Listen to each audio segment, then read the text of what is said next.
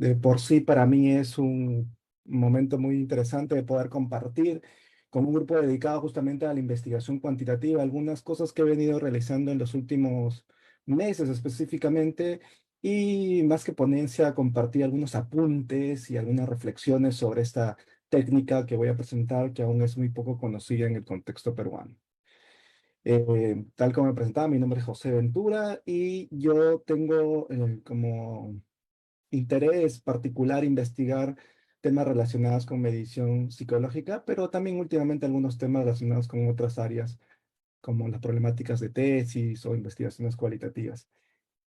¿Y por qué narro un poco esto? Porque para dar inicio, y también voy a estar atento a sus preguntas de pronto si se ocurre, un poquito contarles, ¿no? De cómo llegué a los modelos de redes.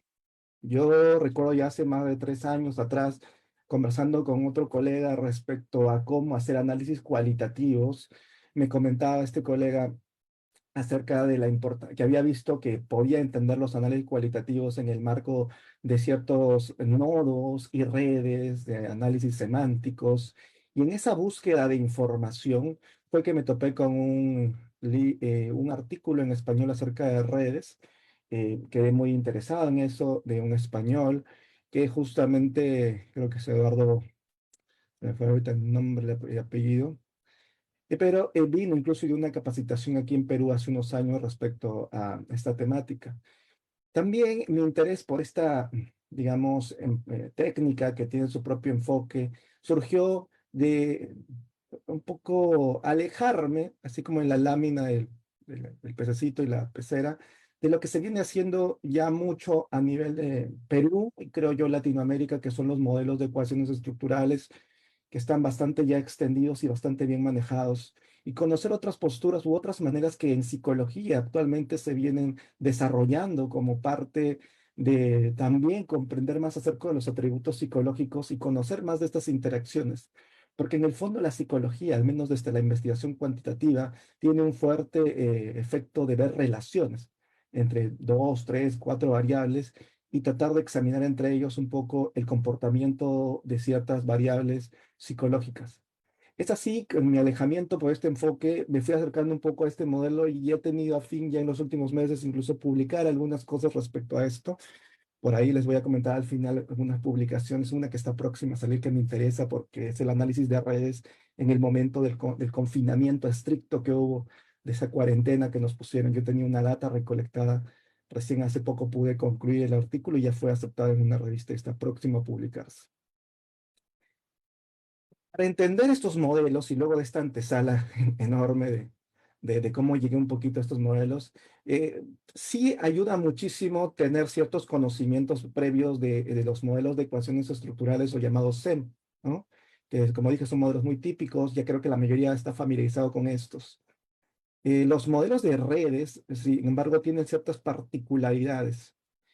Por ejemplo, inicialmente, que esto inicia con Borsbo, ¿no? Un catedrático holandés que señalaba acerca de que realmente el supuesto de un rasgo latente es difícil en cuanto a la psicología porque no se logra siempre saber o suponer que algo está detrás, ¿no? Explicando la conducta y el comportamiento de los ítems o los elementos.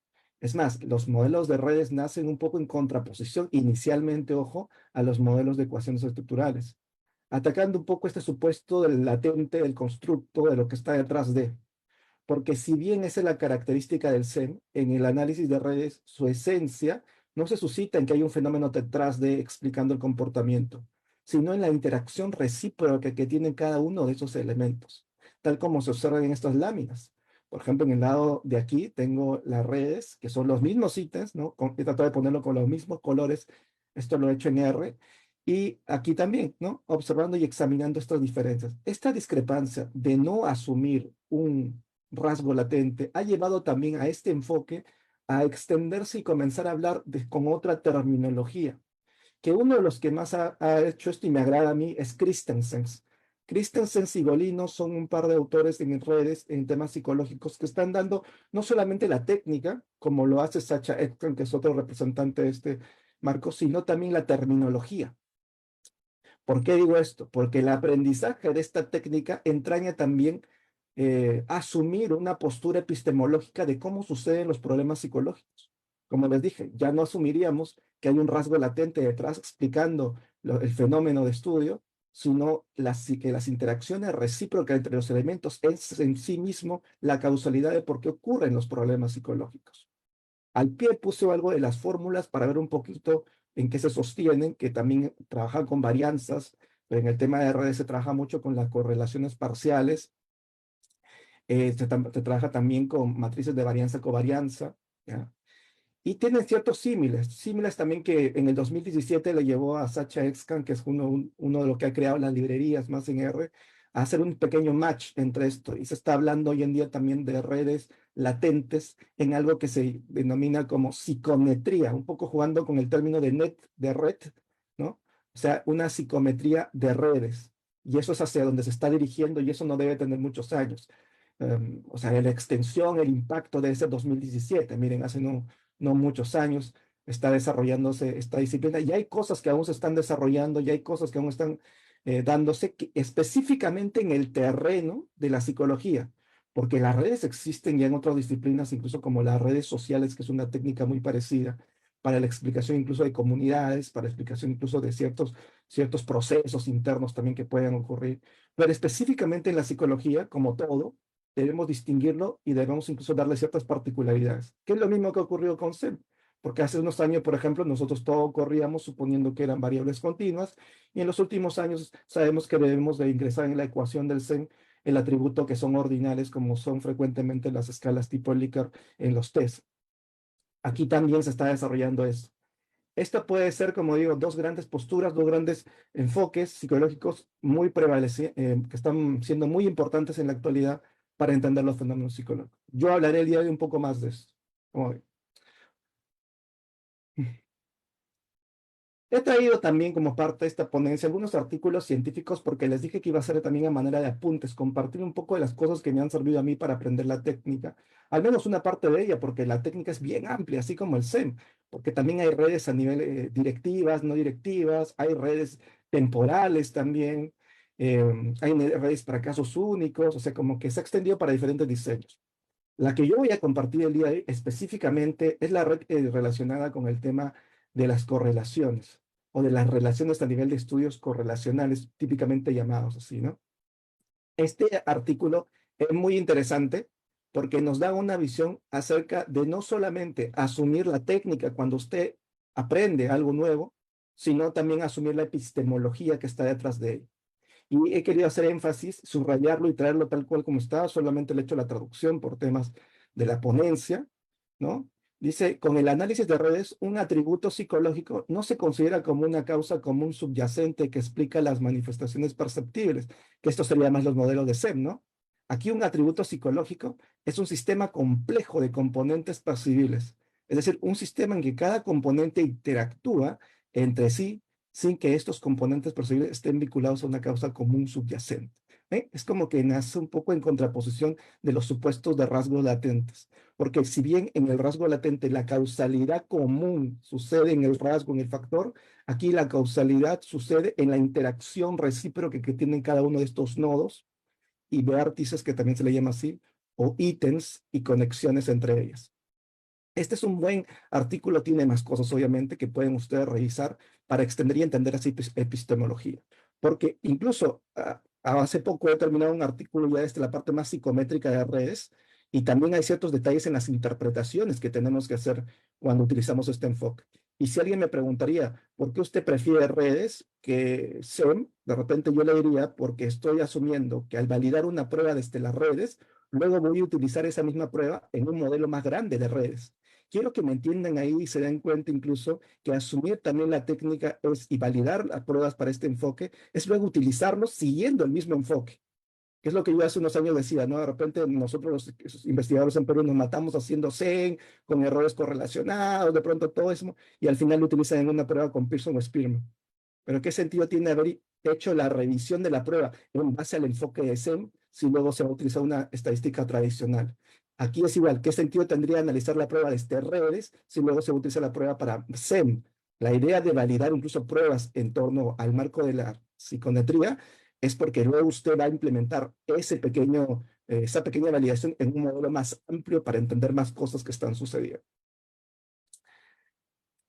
Vamos a ver un poco un panorama general de cómo están las redes. Quise hacer una revisión aquí rápida, tomando como referencia a Scopus de pronto, para que es la base de datos más importante, y hacer una búsqueda para examinar cuántos documentos existen. Habían 2.615 documentos que daban como resultado del tema de análisis de redes o enfoque de redes en el área de psicología.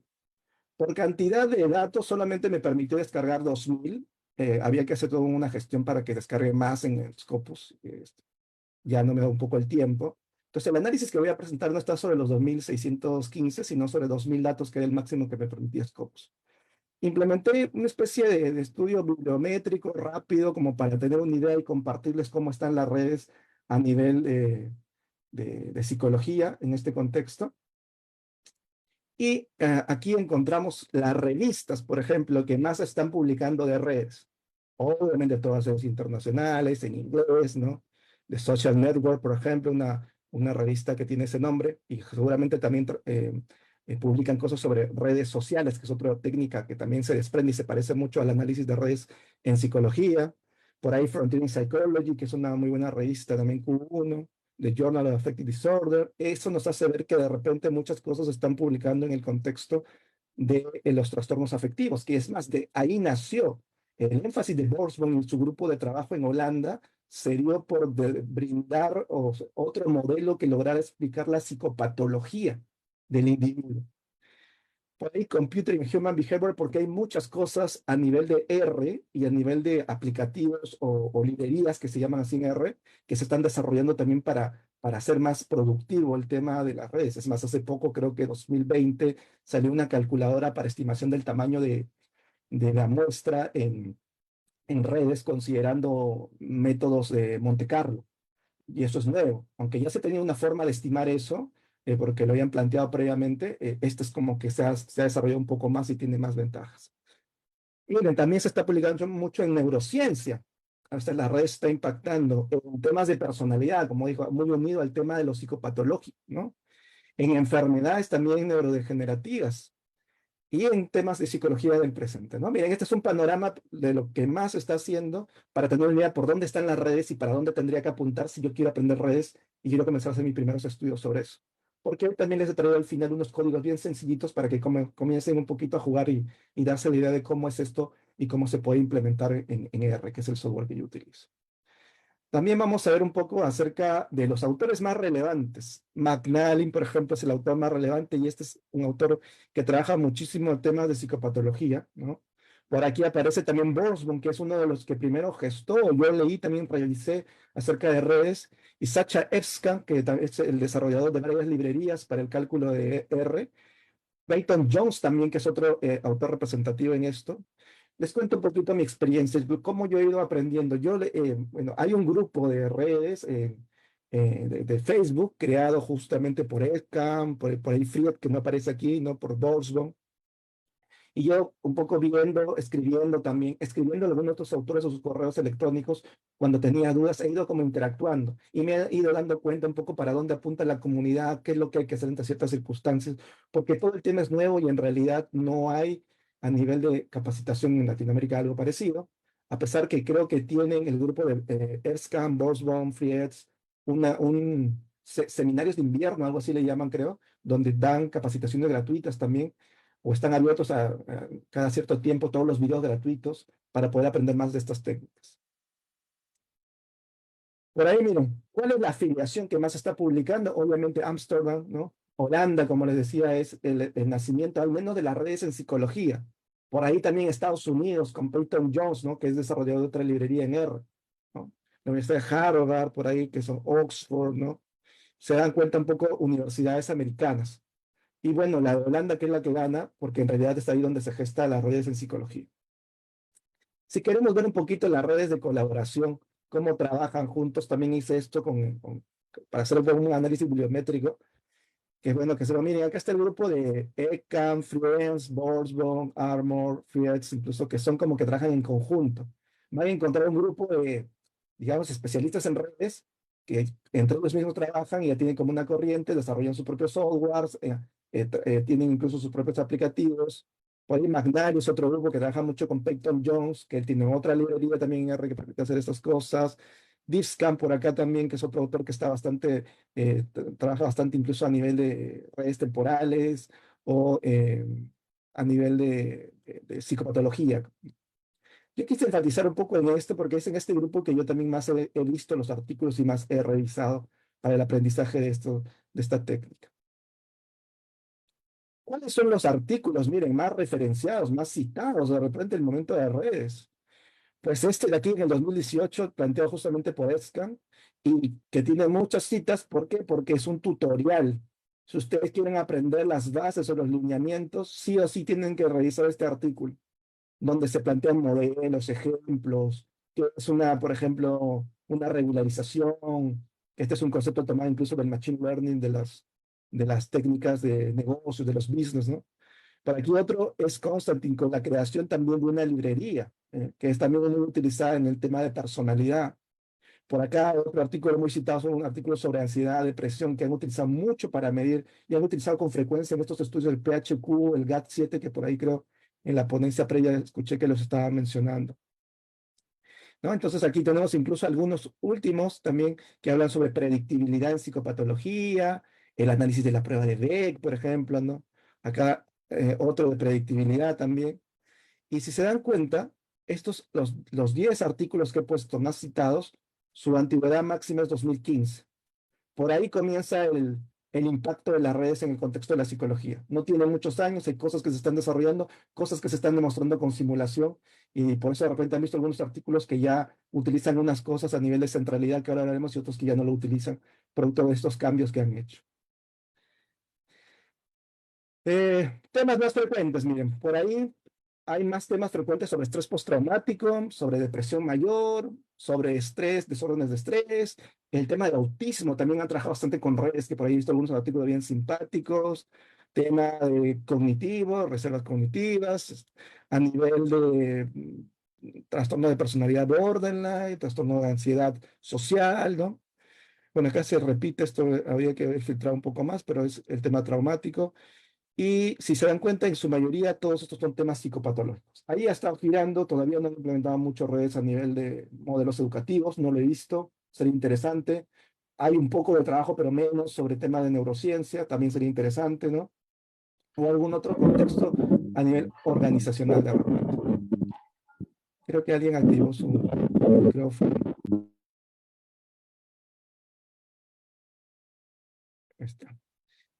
Muy bien, sigamos. Mira, aquí es un gráfico también simpático relacionado con la cocitación, o sea, quiénes se van citando entre ellos, o qué documentos van siendo citados más entre ellos. Y bueno, aquí obviamente, miren, el artículo que hace un momento les mencioné, ¿no? Está como el más citado. O sea, y esto ya nos va dando una idea de hacia dónde yo tengo que apuntar o hacia qué tipo de autor tengo que revisar para comenzar a adentrarme en los conceptos. Ahí está Jones, Elkan, Fried, como decían, Borsbow, nuevamente aparece, McNally nuevamente también aparece, ¿no? Eh, por ahí, bueno, si ven, el que más se repite es Sescan, creo que es el más activo porque va actualizando mucho sus librerías a nivel de R. Por aquí aparece Golino, como le digo, que últimamente también está haciendo él justo con Christensen, que son los dos que están trabajando más el tema de psicometría. Y me gusta su postura. Excal también tiene una postura respecto a eso, pero me gusta más la de Olino, o un poquito más la de Olino y Christensen, porque ellos no solamente están desarrollando parte de la técnica, sino también están desarrollando parte de los conceptos o terminología que debe de tener la técnica. Es como cuando uno de repente se forma en terapia conductual y debe aprender sus conceptos asociados con ello, y si no los tiene, debe generarlos, para que a partir de esa identificación la técnica también se desarrolle o el enfoque se desarrolle, ¿no? Entonces, eso es una parte muy importante. Y eso, si les gusta un poco de la parte de psicometría en redes, o es Golin y Christensen, como le digo, son los que más han trabajado. Vamos a hablar un poquito de los programas para el análisis de redes. ¿Ya? ¿Qué programas podemos utilizar y están actualmente disponibles? Bueno, si usted de repente quiere un software bastante amigable, JAPS tiene ya un módulo, justo aquí lo señalo, un módulo donde implementa el uso de redes, ¿no? Rápidamente uno puede producir un gráfico de redes, puede producir los gráficos de centralidad muy rápidamente, no hay que hacer mucho esfuerzo. Y creo que puede ser una primera aproximación para ir probando algunas cosas, ¿no? De todas maneras, es muy amigable cuando no se tiene, por ejemplo, manejo de algún lenguaje de programación como R, ¿no? Eh, para hacer estas cosas. Sin embargo, obviamente yo voy a recomendar el uso del R como elemento básico. A mí personalmente me agrada. ¿Por qué? Porque mire, así como aquí puede uno insertar los ítems en el gráfico, puede cambiarle de colores, manejar un poco el tema también del tamaño de la imagen, la calidad de la imagen, que hoy en día incluso me está pasando mucho que las revistas de alto impacto piden los códigos de R. Entonces, por ahí, si ven una publicación última mía sobre redes que va a salir, busquen los suplementarios, ahí va a aparecer los códigos que se generaron y la data también. Creo que esta acción de las revistas últimamente tiene un fin de transparentar y ser auditable de pronto lo que ha encontrado el investigador. Me parece muy bueno, ¿no? Y incluso también en algunos artículos de redes busquen los documentos suplementarios porque de repente ahí también hay códigos que les puedan servir a ustedes para comenzar a darse cuenta cómo se desarrolla esto. Este es de un artículo reciente, como le dije, que va a salir publicado prontamente, espero, que son las redes en el confinamiento estricto, en esa época que nos mandaban 15 días más, 15 días más. Incluso yo en ese entonces pregunté a las personas, no tuve la velocidad para producir el artículo, me asocié con unos estudiantes y un grupo estudiantil también de la Católica, que también hace temas de difusión, de investigación, como es el MEPSI. Varios de sus integrantes participaron en este estudio y logramos producir un artículo que ya está aceptado en Frontiering Public Health, que también es una revista Q1 y muy buena para el tema de difusión y que pueda ser leído a nivel mundial, ¿no? Entonces, la idea sería ir hacia las redes en el programa R, ¿no? Esto como nos va a demandar, pero se van a dar cuenta luego que los códigos incluso no son tan complicados, porque creo que gran parte del trabajo de los que ya han hecho las librerías han compendiado o han resumido bastante bien en funciones muy pequeñas y muy útiles varias cosas que se hace a nivel de esto. Vamos a hablar un poquito acerca de la técnica, ¿ya? Acerca de la técnica. Lo primero que yo me enfrenté cuando comencé a conocer las redes es saber cuál de los estimadores tengo que utilizar. Así como en CEN existe ML, MLR, ULS, WLS, WLSMV, muchos. O sea, yo no sabía cuál de todos estos podría ser útil para los propósitos que yo tengo. Escribiéndome en ese grupo no me acuerdo, no me gusta, pero que es como Psychological Dynamic, creo que se llama, en Facebook, me respondió justo EPSCAN, ¿no? Al comentario que hice, al posteo que hice en Facebook, y me recomendó este artículo que es uno que he elaborado con Isboran. O sea, ambos han elaborado un artículo de simulación. Como él lo dice en este artículo, de gran alcance, donde han probado diferentes estimadores mediante la simulación y han visto para diferentes preguntas cómo funciona. Porque lo que me gustó de ese artículo es que planteaba incluso que para la utilización de algunos de estos estimadores también el investigador debe plantearse qué pregunta quiere. Por ejemplo, quiere averiguar la comorbilidad, quiere averiguar simplemente la relación o la dinámica interna de los nodos, ¿no? O quiere averiguar el tema temporal, de repente, dependiendo de la pregunta que se haga, algún estimador esto va a ser más útil. E hicieron ellos esto y demostraron ciertas cosas que les puedo comentar y les va a ayudar muchísimo, porque cuando ustedes ya saben que hay un estudio de simulación que respalda el uso del estimador, al menos cuando ya lo reporten para un artículo científico, tienen ese respaldo que su decisión ha sido la más correcta, al menos hasta la fecha en que se ha hecho la simulación, ¿no? Porque, como les dije, hay muchas de estas cosas que están en desarrollo. Bueno, una de las primeras conclusiones de este estudio que me gusta mucho es que los estimadores regularizados, ¿no? Porque hay estimadores regularizados y no regularizados, como el BIC de pronto o como el ggmod select, ¿no? Funcionan bastante bien con EdDetch. EdDetch son como las conexiones, las correlaciones, los R, si queremos decirles, las aristas, otros lo llaman también, más fuertes, funcionan bien los regularizados. Otra cosa que descubre este estudio de simulación bien simpático y que ya he visto que se está implementando en algunos artículos es el estimador GGM Mod Select, que parece ser el estimador bajo la condición de stepwise, que es como el procedimiento en true, darle ese procedimiento que es muy parecido a un procedimiento de regresión, porque hay un paso de stepwise también ahí. Y un gamma cero es el mejor procedimiento para cuando uno quiere averiguar comorbilidades o relaciones a nivel de dinámica interna en una red. Porque ese estimador fue el que mejor resistió todas las condiciones. También, bueno, este de aquí facilitó o tuvo más confianza para la interpretación de índices de centralidad, incluso, como dice aquí, en poblaciones como 600 datos, que es lo más común, al menos en psicología. Es lo que ellos derivan. Ustedes saben que en nuestro contexto peruano las tesis tampoco tienen mucha data, bordearán los 200, 300. Parece que allá a nivel de Holanda los estudios bordean un poco más los 600, hicieron esa condición y vieron que funcionaba bastante bien también ahí la centralidad. Y bueno, también advierten que ante la presencia de categóricos ordenados, de forma sesgada, o sea, muy asimétricos, hay que tener cuidado con la interpretación de la centralidad y no recomiendan el uso del bitness, que es un índice de centralidad.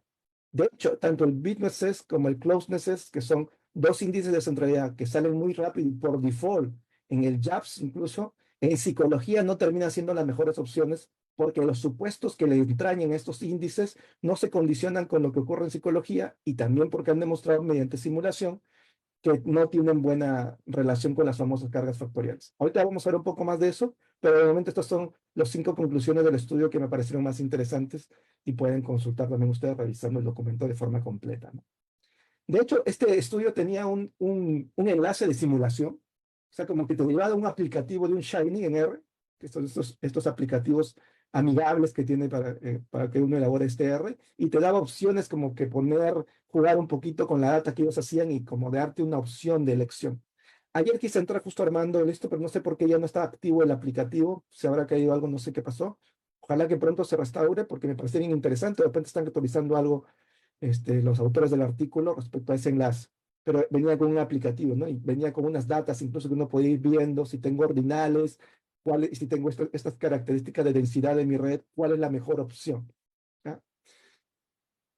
Bueno, y algo que me llamó la atención y lo he resaltado, lo he puesto incluso en el inglés o de forma textual, ¿no? Es el tema de que el estudio demuestra que los coeficientes o las correlaciones Spearman terminan siendo más robustas en muchas de las condiciones, incluso para variables ordinales. Ustedes ahí podrían pensar, ¿no? ¿Cuál sería la mejor correlación para las variables ordinales que utilizamos en psicología? A ver si me comentan por el chat. Así hacemos un momento de interacción. ¿Cuál es la matriz de correlación más confiable para ordinales? Por ahí Diego Vaca dice la Tau B de Kendall. No tanto, Diego, hay otras opciones que usamos en psicología. A ver si alguien por ahí quiere comentar. Y de paso interactuamos un ratito, somos como 79 personas. Muy bien, Julio César se acerca, exactamente. El tema de las policóricas, las matrices, muy bien, Diego también, las matrices policóricas. Y uno podría suponer, porque antes existía una opción para ponerle policóricas. Es más, yo cuando comencé le puse policóricas. Pero cuando me pasan este artículo y dicen que no, le escribo a EFSCAN, al correo, porque eso es lo que yo agarré un poquito, no sé si, de fastidioso también con los... Comencé a escribirle cuando tenía dudas a varios de estos representantes y mi sorpresa, te responden muy amablemente, incluso algunos por ahí te agradecen, incluso en el paquete que tiene de Network Tools, Peyton Jones, encontré pues un pequeño bug, un errorcito y me lo agradeció y me dijo, pues voy a corregir en la siguiente versión. Entonces, venga, o sea, eso también sería muy bueno, entrar a los grupos de pronto de Facebook que hay para poder interaccionar, hacer estos eventos también para compartir un poco, como le digo, a modo de apunte lo que yo he hecho para aprender la técnica, ¿no? Y volviendo al tema de la simulación, yo la escribo porque no me quedó claro. Decía, o sea, cuando yo tengo ordinales, debo usar Spearman, algo no me cuadra porque ese procedimiento es más no paramétrico, y ahí pide todo el tema paramétrico y no paramétrico, que ya también tiene un poco de cuestionamiento, y tengo un artículo al respecto justo con Brian Peña y el profesor Burga, que en la tarde va a estar exponiendo.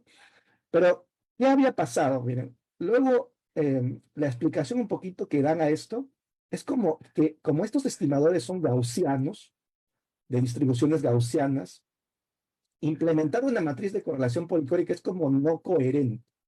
Es como que suponer que hay una naturaleza continua de por sí en el estimador y yo le inserto una matriz ordinal. Esta incompatibilidad, que esta es la manera en que lo explican, ¿ah? Es la que no hace que se reproduzca bien en los estudios de simulación. Y que Spearman, a pesar de que yo sé que Spearman no trabaja directamente con ordinales, sino que hace transformaciones, pero Spearman termina siendo la matriz que mejor contiene muchas de las condiciones de simulación. incluso, como dice ahí, en casos de data con asimetría. Entonces, termina siendo como una opción. Y es más, el propio Sacha creo que en su versión de Bootnet, que es una de sus librerías que tiene, ya la ha puesto por default. O sea, la ha puesto como el Ggmod Select, ¿no? De pronto por default, porque ya sabe que es el que también mejor funciona. Y el Spearman también, o creo que el Core, pero le ha quitado ya el autocore, que esa era la opción del poricórico. ¿Se dan cuenta? Este como nos marca una distinción, una diferencia, ¿no? Y una comprensión de otras cosas que ocurren producto de los estimadores, que también están pensando, y eso tal vez pueda ser el futuro de las redes a nivel de psicometría, que ya algo de eso se está haciendo, la implementación de estimadores WLS para implementar justamente matrices policóricas. De repente ese puede ser el futuro. Ya a nivel, hay una librería llamada Psychometric de ERCAM, tiene ya una opción para hacer métodos diagonalizados como en el SEM, WLS, y yo creo que por ahí hay el futuro, ¿no? De que de pronto se pueda implementar esto ya. Pero de momento, con las condiciones de simulación y para las preguntas de relaciones que el día de hoy he venido a hablar, o de comorbilidades entre fenómenos psicopatológicos, estas opciones terminan siendo las mejores, al menos este estudio lo demuestra, y por ahí tenemos que apuntar. Otro estudio que me pareció bien interesante, miren, para aprender el tema de redes, fue sobre el cuestionamiento de los índices de centralidad, de si los supuestos que les entrañan algunos de estos índices son correctos en el marco de la psicología. Me gusta eso, ¿eh? Como les he dicho, no solamente hay que aprender la técnica, sino saber que el supuesto que le entraña también corresponde con la psicología, como lo que pasó con el alfa de Cronbach, que su supuesto o característica que tiene de tal equivalencia es bastante difícil en el marco de la psicología. No quiere decir que no funcione el alfa, quiere decir que es más difícil de cumplir esa característica en la psicología, pero en otras disciplinas es más próxima a cumplirse. No necesitamos cambiar. Entonces, ese es el detalle. Aquí también, aquí comienzan a cuestionar las medidas de bitnesses y closenesses como elementos a considerarse dentro de los índices de centralidad. Y una de las atribuciones que dan es que como estos índices provienen de redes de flujo, de las redes sociales, no psicológicas, donde hay procesos como tráfico, fluido de tuberías, ¿no? Tiene más sentido ser interpretado desde ahí, pero en el marco de la psicología, no. ¿Por qué? Porque como dice, normalmente en psicología y en esos modelos que vamos a ver ahorita, se trabaja el tema de correlaciones parciales o correlaciones parciales regularizadas. O sea, bajo el supuesto de que la matriz son correlaciones, este tipo de supuestos no termina siendo lo mejor, porque en ese tipo de supuestos se trabaja con frecuencias o con conteos, que son otro tipo, digamos, de insumo que parte para elaborar las redes.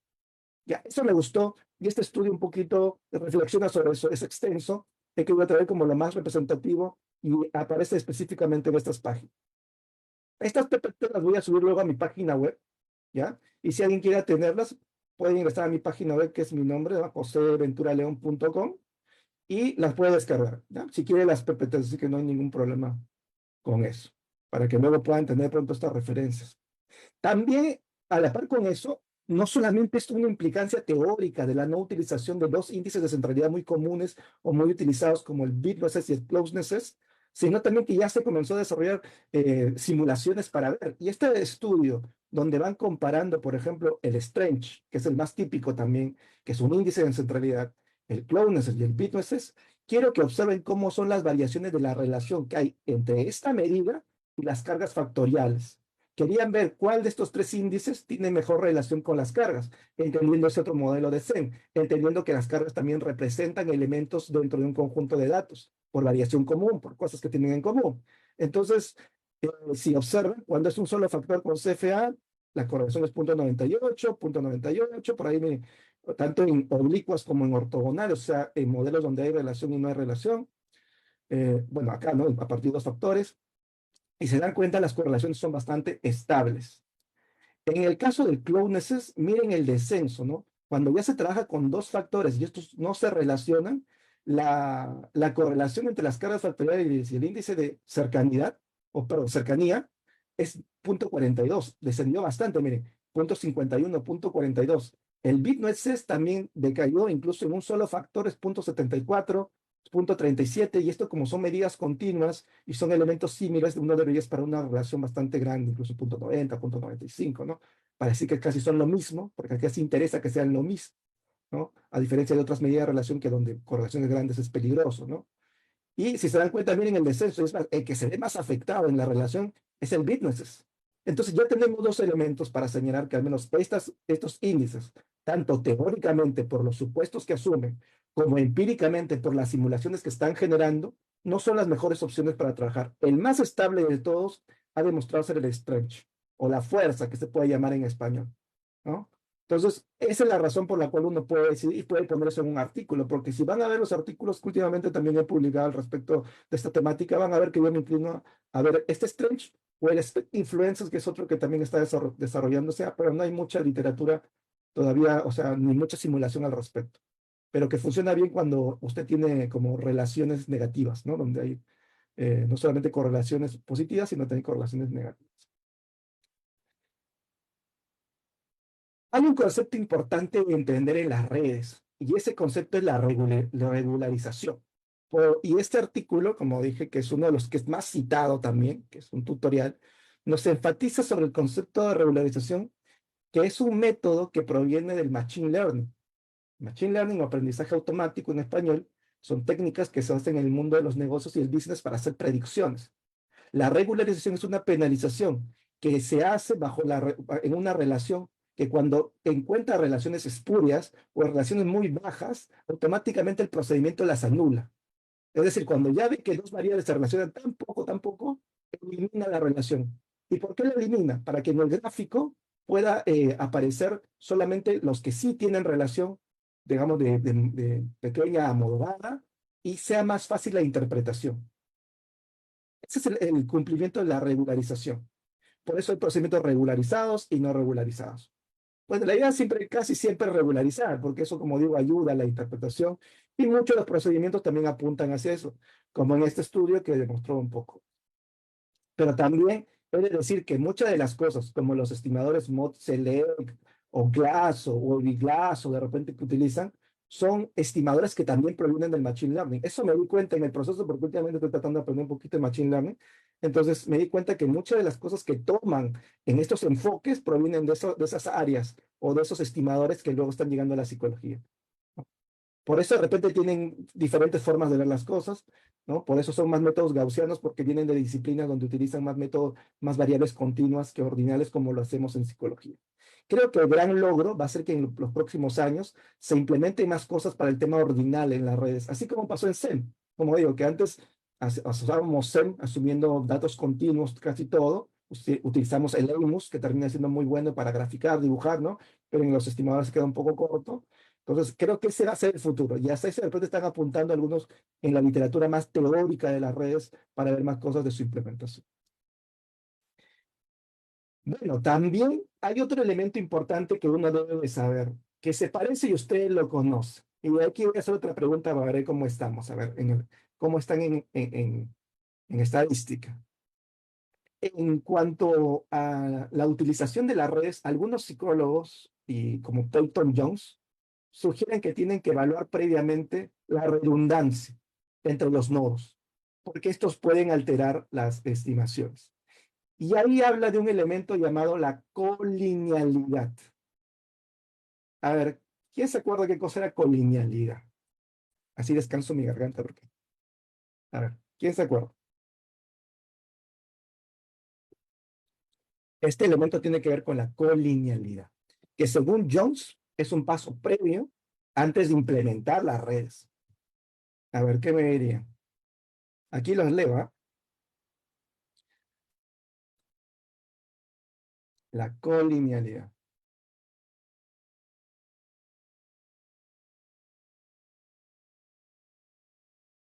O no han escuchado de pronto este concepto, también si no lo han escuchado no hay ningún problema. Fernando no dice, comparten la correlación, cerca Fernando sí, miden lo mismo, sí va por ahí Wildo, miden lo mismo, por lo tanto, exactamente como dice Nicolai, es en el fondo una alta relación entre dos variables. Yo debo de tener cuidado de no encontrar dos nodos que se relacionen tanto que al final sean lo mismo. Este procedimiento de Jones, a partir de esta función de Golden Bricker, lo que hace es justamente eso. Y ya automáticamente el procedimiento nos brinda, si tenemos que agrupar, que es una opción, como que dos nodos en un solo nodo, mediante una estimación se genera un puntaje para ese, para esa unión, o de repente tengo que eliminar uno de los nodos, ¿no? Y tengo que quedarme con uno de ellos, porque están midiendo, como dice, lo mismo, ¿no? Exactamente, Marco también señala que es un elemento del SEM, que es muy similar, sino que aquí no lo llaman colinealidad, por ahí hablan más de redundancia, y que es elemento previo, porque en todo, digamos, método de correlación o de relación, el hecho que haya una alta relación entre las variables, como dice, ¿no? O sea, es contraproducente para la estimación de la red. Entonces, Jones plantea eso. Después de Jones, he visto que Christensen lo plantea, no he visto mucho que Epstein o Borsblom hayan planteado algo de esto. ¿Ah? Incluso uno tiene que tomar luego decisiones ahí, si la prueba es muy corta, miren, y yo elimino un ítem, o sea, también estoy violando parte del concepto. Entonces hay un conjunto de toma de decisiones que yo debo de evaluar al momento de implementar estas técnicas. Correcto, yo también se están viendo lo mismo, lo mismo similar. Perfecto. Interpretación de las redes. Para interpretar las redes hay que entender que estos son los gráficos que producen justamente los programas. Los circulitos pueden llamarse nodos. En el marco de la psicopatología le llaman síntomas. En el marco de la psicometría le llaman ítems, ¿no? Y cuando no hay una disciplina tan específica, terminan llamándole nodos, que es lo que yo he visto. Ojo, estoy contando un poco lo que he visto, como yo, más de las revisiones que he hecho de los documentos de redes, ¿no? También tenemos como los bordes que están aquí, miren, que son las líneas que conectan. También aparecen en inglés como edge, o algunos le llaman asociaciones, interacciones, bueno, interacciones y correlaciones regularizadas, ¿no? Pueden recibir cualquiera de esos nombres. Los gráficos normalmente tienen líneas de colores. Cuando se utiliza el QGraph, que es la librería clave o inicial, normalmente las líneas son rojas, que son correlaciones negativas, y las azules y las verdes son correlaciones positivas. Como que ayude en la interpretación. También le pueden cambiar los colores, ¿no? O sea, no hay ningún problema. La cosa es que hay dos fuentes de color que identifican que son relaciones negativas y relaciones positivas. Típicamente, como digo, por default, en alguna de las librerías, verde es positivo y rojo es negativo. Este es un gráfico sencillito para ver la relación entre soledad, o específicamente el miedo a la soledad, y el bienestar general. Aquí lo que les decía, miren, aquí está el proceso de regularización, porque como aquí no ha encontrado relación, automáticamente el programa ha eliminado esa relación, ya no muestra la línea o el borde o el edge o la asociación, y termina facilitando la interpretación para ver cuál de los nodos realmente conecta más con otros. Eh, miren, bueno, la cosa es sencilla cuando el gráfico es pequeñito también, ¿no? Pero cuando el gráfico es más complejo, ¿no? A veces uno tiene que utilizar pronto algoritmos. El algoritmo más utilizado está bajo el comando Spring, que es el algoritmo de Fruchman y Reingold, que es este algoritmo mediante el cual se coloca lo que más se relaciona al centro y lo que menos se relaciona en la periferia, ¿no? Entonces, ahí es importante, de por sí ya la agrupación visual se hace de esa manera. También hay organizaciones tipo círculo, y la organización visual es un círculo, ¿no? Entonces, pero normalmente se utiliza esta de aquí. Ahora, aquí de repente es bueno explicar, ¿no? Que ustedes, eh, ¿cuál dirían que es el ítem? Porque estos son ítems, que tiene más importancia en la red, ¿no? ¿Cuál dirían ustedes que es el ítem que tiene más importancia en la red? Los leo. Ya estoy acercándome hacia el final también. Estamos bien con el tiempo. Ah, Julio, esa pregunta, ¿eso es con Zenpad? Correcto, Julio. Es con Zenpad, sí. Me gusta mucho Zenpad porque se puede. Ah, no, perdón. Estoy confundido. Esto es con QGraph, Julio. El Zenpad tiene, lo que me he confundido es porque el Zenpad y el QGraph ambos son elaborados por EFSCAN y utilizan comandos similares. Pero este es del QGraph. Se lo escribo acá si quieren. QGraph. QGraph. Sí, muy bueno para elaborar justamente gráficos de este tipo. ¿Cuál uno podría suponer que es el más importante de los nodos aquí en este gráfico? A ver, los leo. no nos gana el tiempo. Están muy tímidos el día de hoy. Bueno, me gusta un poquito a mí hacer las ponencias así, no soy mucho de estar hablando rato de por momentos conversar, bueno, en lo que se pueda, ¿no? Eh, sí, pues ahí van diciendo, Carlos dice el WH03, el H03, el M5. Miren, uno, claro, uno podría rápidamente pensar en esto, en este de aquí, ¿no? ¿Por qué? Porque es el que recibe mayor conexiones, ¿no? Y este probablemente termine convirtiéndose en el ítem más central. De ahí viene la centralidad. La centralidad no es que esté en el centro, ¿ya? Esa es una mala interpretación. Incluso también algunos discuten si es el más importante, ¿ah? La centralidad específicamente denota el nodo que tiene más conexiones y cuyas conexiones incluso son fuertes. Este tiene más conexiones e incluso son fuertes porque son más gruesas las líneas. El grosor de las líneas aquí también tiene un impacto. Mientras más gruesa la línea, también te indica que hay más relación. Esto es fácil, miren. Y de ahí, por ejemplo, es el WH3, ¿no?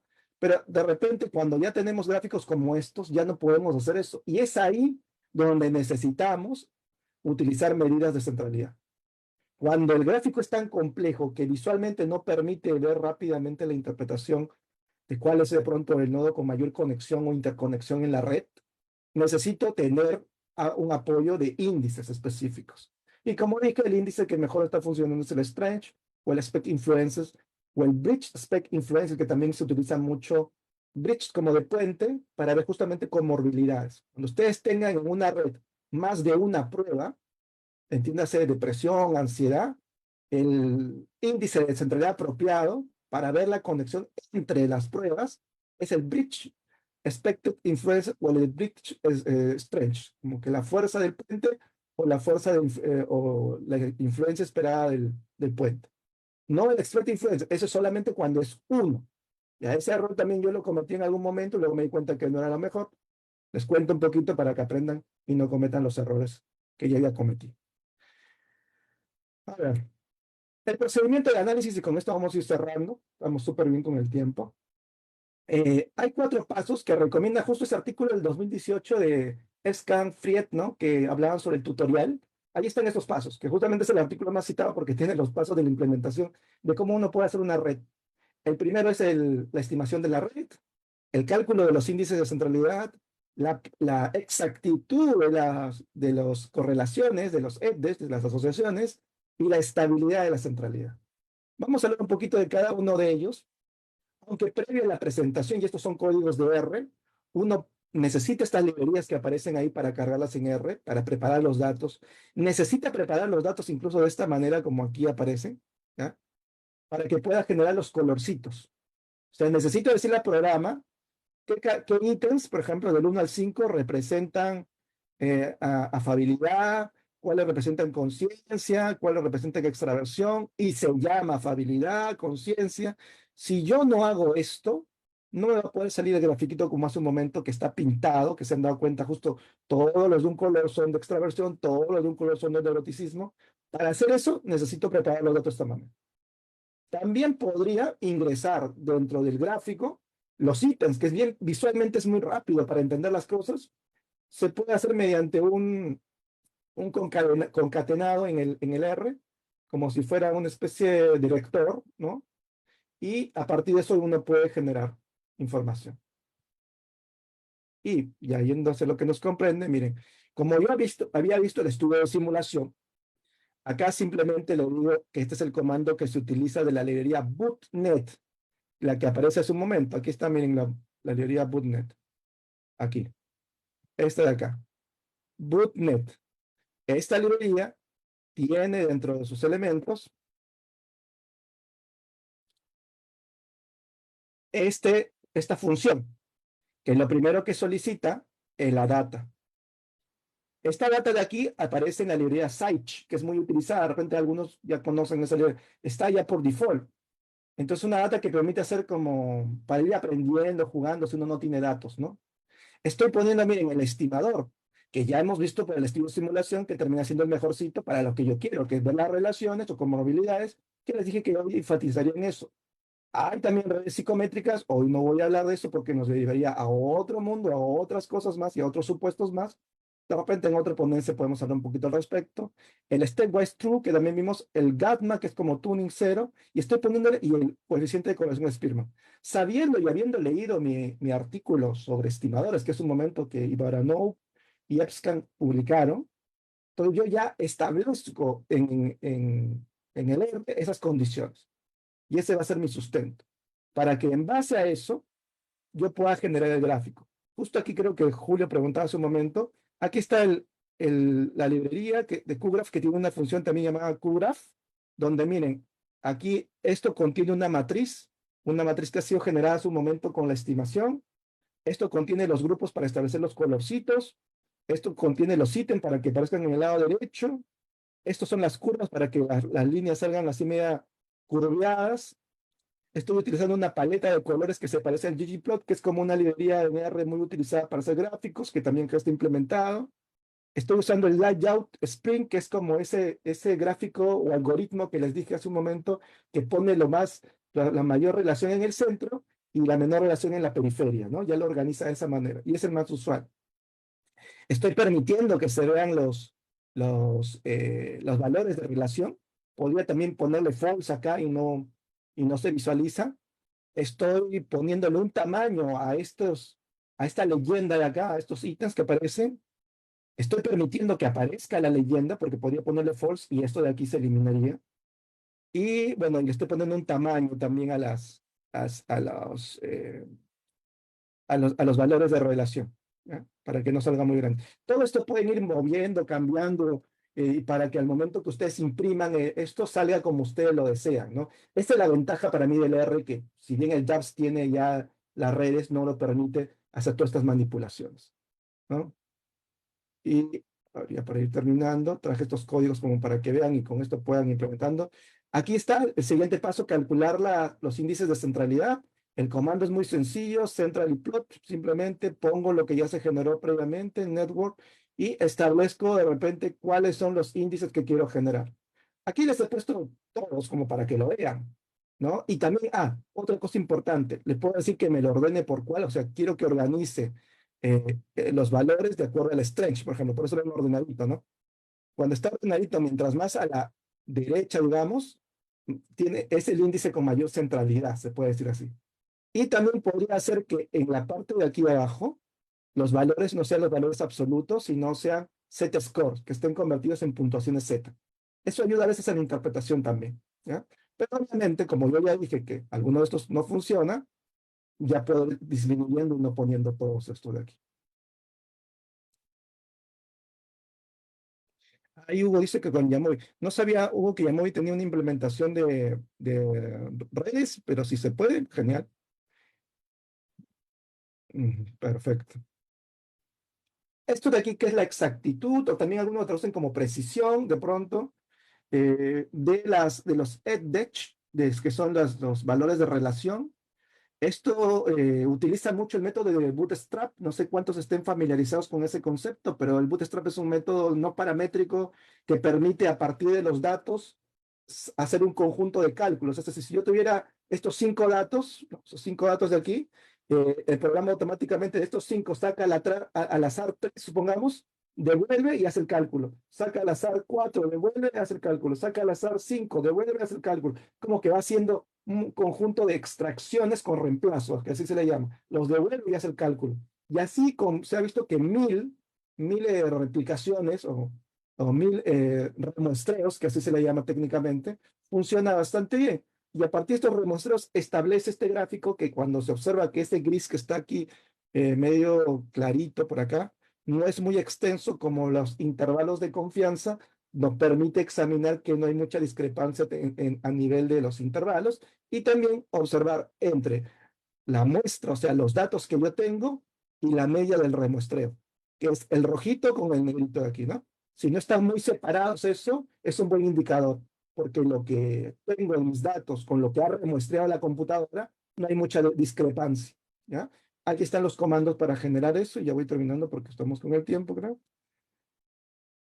Y el índice de centralidad, ¿no? Que son aquí la estabilidad y la centralidad. Que este método me gusta, está simpático, pero que demanda tamaño de muestra, porque cuando yo le quería implementar con poca muestra, obviamente, si usted tiene 100 datos, y el procedimiento va a ser que le va a quitar el 70% de sus datos. Es decir, en cada intento, en cada cálculo va quitando 10%, 10%, 10%, porque quiere ver cuánto cambian esos índices de centralidad que usted ha elegido mientras se va reduciendo la data. El objetivo es que si no se reduce o si no cambia mucho, es bueno. Sus datos son estables, incluso este aspecto de quitar datos. Y eso se logra con la centralidad o la estabilidad de la centralidad.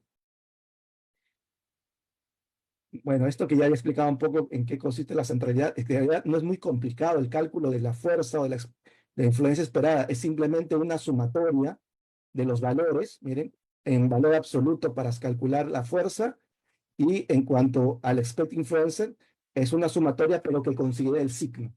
Esa es la única diferencia. Como digo, es sumatoria en el fondo. Parece más complejo a veces, ¿no? Cuando uno intenta analizarlo. Y lo puede incluso uno ver en el R. Y bueno, que está, también puede sacar un coeficiente de estabilidad por si de repente este gráfico es muy complicado de interpretar el de acá. De repente puedo observar un valor como un CS, como un coeficiente que aparece por aquí, que la literatura nos dice que debe estar entre 0,25 para arriba o 0,50 para arriba. Menos de 0,25 no, porque la simulación ha demostrado mucha inestabilidad de las redes a nivel de esos valores, ¿no? Tanto en el estrés como en la influencia, en lo que se está probando. Aquí en ambos casos, como mayor a 0,50, me quiero decir que mis índices de centralidad son bastante estables en el remuestreo obtenido. Y bueno, aquí hay un par de papers que están próximos a salir. Este está como un proof, por eso lo he puesto así. Y eso es un poquito lo que les he querido contar. Traje algunas pinceladas de cosas que comenté. De repente ha sido mucho, ha sido poco, no lo sé. Voy a quedar atento a sus comentarios. Y acá se algunas referencias que han sustentado lo que he explicado el día de hoy. Gracias por la escucha. Muchas gracias, doctor José Ventura. Vamos a proceder con la sección de preguntas. Aquí tenemos una de Carlos Araqué. Dice, profesor, muchas gracias por acercarnos a la técnica. Creo que la técnica tiene mucho símil con la técnica de clúster. Mi pregunta, ¿hasta qué punto el constructo, por ejemplo, afabilidad, deja de ser relevante y lo importante son los ítems de forma individual? Es decir, ¿cómo se interpretan los constructos en el gráfico central que se nos presentó? Muy bien. Sí, Carlos, justamente eso es lo que decía, que había un cambio en la interpretación, porque como ya no, como que los ítems no están siendo explicados por algo que está detrás llamado extraversión, cada uno de esos ítems es la extraversión. Si queremos entender, es como si fuera un rompecabezas. Cada pieza de ese rompecabezas forma algo, pero no hay nada detrás que lo explique. Ese cambio en la epistemología es un cambio de distinción respecto a lo típicamente que hemos aprendido en psicología, ¿no? A suponer variables latentes, constructos o conceptos escondidos detrás de eso. Y por eso creo que la técnica de análisis de redes, al menos así como la he presentado el día de hoy, tiene un acercamiento a algunos enfoques psicológicos más. Te pregunto a terapias, a teorías conductuales, a teorías sistémicas, ¿no? Incluso donde lo observable termina siendo más importante que lo subyacente. Entonces, ese cambio es el que podría responder a la pregunta que me formulas.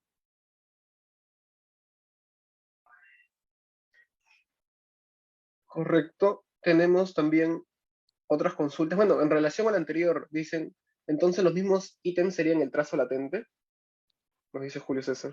Los mismos ítems graficarían elementos de la extraversión, si queremos verlo así, pero no hay algo latente, al menos como lo he postulado. Si queremos complicarnos un poquito, Julio, y por ahí Carlos, tienen que preguntar hace un momento, hoy en día, como parte de la psicometría, sí están hablando de redes latentes, y el concepto de suponer algo detrás todavía está dándose, que es una combinación que han encontrado. Hay un artículo del 2017 de EBSCAN donde lo plantea esta combinación de ambos mundos, digamos, ¿no? De lo mejor de ambos mundos. Ahí todavía tendría sentido, pero en la manera típicamente que se está desarrollando en las redes, no. O sea, cada elemento es parte de, y la causalidad no está detrás de los ítems, sino está, como decía, en la interacción recíproca de cada uno de los ítems que lo conforman. Antes de pasar con la pregunta de Fernando, hacemos recordar también a las personas que nos están viendo por Facebook que pueden formular sus preguntas por ese medio y nosotros le estaremos haciendo llegar al ponente. Fernando Cargua nos consulta, doctor, ¿cuáles serían las bondades o diferencias del análisis de redes versus el SEM en términos prácticos? En términos prácticos, en realidad, lo que han demostrado, porque hay un estudio también que se llama Combinando SEM y análisis de redes, es que de pronto las redes terminan siendo a nivel de bondades de ajuste, produciendo modelos un tanto más flexibles, si queremos verlo a nivel estadístico o matemático. Luego de eso, si la prueba está bien diseñada a nivel práctico, si a eso me refieres, o sea, va a producir cosas muy similares, o sea, no va a haber distinciones, sino lo que se asume, de pronto a qué se adhiere más la técnica con respecto al entender el fenómeno del atributo como algo que es una interacción recíproca y no como un modelo subyacente. Y como decía, suponer incluso de repente esto en modelos de teoría de conducta, donde se trabaja más desde lo observable, la técnica le haría más justicia a ese modelo epistemológico y psicológico que tenemos. Porque de repente si alguien trabaja un concepto conductual desde un modelo Zen, estaría siendo incompatible desde la epistemología, ¿no? Pero a nivel de práctica, por ahí lo que se me hace bien simpático de pronto es esta técnica de estabilidad que tiene y algunos que otro, y el uso del bootstrap como remuestreos al momento de ver estabilidades y precisiones en los, que no lo he visto tan extendido en el uso del SEM, que existe, pero no lo he visto que lo utilicen tanto. Tenemos dos preguntas de Wildo Cianca, vamos una por una. La primera, para instrumentos de ítem único, el bridge strength sería más adecuado cuando intento ver redes entre diversas condiciones clínicas. Claro, si tú quieres trabajar un ítem único, y probablemente también hay que ver aquí, Wildo, cuando tú trabajas ítem único, que a veces los ítems únicos incluso nacieron con extensiones de alternativa de respuesta que van del 1 al 10. Sí sé que hay estudios que van del 1 al 5, pero esa variabilidad que va del 1 al 10 es para que se trabaje como un continuo. Si tú quieres insertar en una red un continuo con ítems ordinales, esa es otra ventaja que creo que responde a la pregunta anterior también, se puede hacer. Hay diseños mixtos. La librería que hace eso, y lo voy a poner aquí en el chat pronto para los interesados, es MEGM, librería. Esa librería te permite combinar en una misma red variables ordinales y continuas y poder tener o ver la conexión que hay. Es más, de hecho, Escan tiene un estudio durante el COVID donde involucra sexo, edad, ansiedad, depresión, todo en una sola red. Ya, esa sería otra ventaja y porque es bastante práctico a nivel de ver como modelos mixtos, que así le llaman, si quisieras hacer eso, ¿no? La segunda pregunta es, para el caso de variables nominales dicotómicas, ¿el análisis de redes también sería factible? Sí, incluso la estimación de dicotómica o de modelos binarios es InSync, si mal no recuerdo el nombre. In, InSync, así creo que es. Este es el estimador, que creo que por acá lo tengo. Mira. ¿Dónde está? A ver si te doy la tren, no estoy acá. Eh, ¿Está por acá? No está por acá. Mm, no lo han puesto acá, creo. Ya, pero es este InSync, que es justo ese estimador, creo que el que preguntó es Wildo, permite hacer el trabajo con dicotómicos. Pero si quisiera, porque como decía hace un momento, trabajar dicotómicos y al mismo tiempo continuos, el MEGM te permite hacer eso como un modelo mixto. Que yo sí lo he trabajado incluso en la publicación de hace un momento que mostré por acá, se trabaja un poquito con eso, algunas de esas cosas. Y te permite, también te permite sacar como un índice de predictibilidad, algo así como una varianza explicada tanto para ítems continuos o ítems ordinales en el marco de estos modelos mixtos. Sí, se puede, creo incluso se podría hacer otra ventaja, justo ahora analizando tu pregunta, Wildo, ¿no? Correcto. Muchas gracias, doctor. Y ya para culminar, aprovecho también para yo consultar. Sabemos que estas informaciones, esta temática se va actualizando constantemente. Se puede ir revisando los avances de investigadores como Sasha Epstein, pero quizás para personas que están viendo estos temas por primera vez, hay dos barreras, que es el tema del idioma y una segunda barrera que es ver la documentación, el código, ¿no? ¿qué recomendaciones usted daría para que este proceso le sea un poco más sencillo y pues no claudiquen en el intento, ¿no?, de informarse de estos temas? Eh, es una pregunta difícil porque el tema del idioma sí, o sea, saltar ese tema, creo que muchas de las cosas que ellos están haciendo están en inglés, ¿no? Por ahí valerse de traducciones de pronto o aprender el inglés, que termina siendo la forma más exacta para poder hacerlo. Y lo otro, que yo lo vería, Jorge, y tu pregunta es muy interesante, como un par de desafíos. Creo que el psicólogo que decide hoy día dedicarse a la investigación debiera tener con menos como el inglés, como en lectura intermedio o avanzado, de repente no en pronunciación, y debería tener un manejo básico para intermedio de algún lenguaje de programación. Porque realmente creo que esa ha sido la limitante de por qué a nivel latinoamericano no hay muchos trabajos de redes, que ese es uno. Y lo otro que probablemente todavía no se dé con tanto énfasis, porque justo no podemos salvar esas limitaciones o saltar esas limitaciones. Y que nos debe invitar a los psicólogos a la adquisición de un idioma, como el inglés, y el aprendizaje de un lenguaje mínimo de computación, como el R, para poder extendernos y salir un poquito, Jorge, y a eso lo comparto con todos, de lo que típicamente venimos haciendo, que ese fue mi interés de entrar un poco en las redes. No me considero experto en las redes porque hay muchas cosas en las redes que todavía no he visto, como temas de series temporales con redes, casos únicos con redes, hay hasta modelos de mediación y moderación con redes. O sea, que como se ha abierto el campo enormemente, es mucho. He hablado de un pedacito de él y creo que nos va a invitar esto a pensar que no es una sola técnica la que pueda responder al atributo psicológico, sino más de una de repente, entendiendo que que hay supuestos que le subyacen a cada modelo teórico de psicología, y entendiendo que la psicología es multiparadigmática, uno pueda de pronto explorar otras fuentes de información. Esa sería un poquito mi respuesta a tu pregunta. Difícil, ¿eh, Jorge? Tu pregunta. Muchas gracias. No sé si por favor me podría permitir compartir la pantalla Y claro, para, a ver, un segundo. Bueno, nuevamente hacerle extensiva el agradecimiento de todos los miembros del grupo.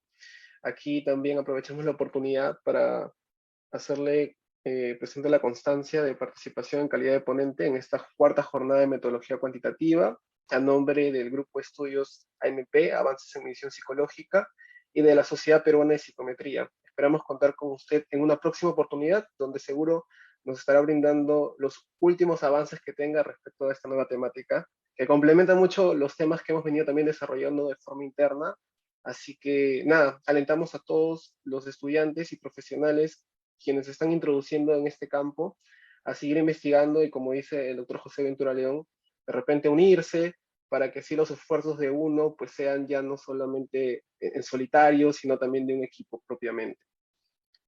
Recordamos también a todos los miembros que a continuación procederemos a un break, pero estaremos regresando a las 2 de la tarde con la ponencia del magíster Andrés Burga León. Muchas gracias nuevamente, doctor José Ventura. gracias, Jorge. Muy bien, hasta otra oportunidad. Hasta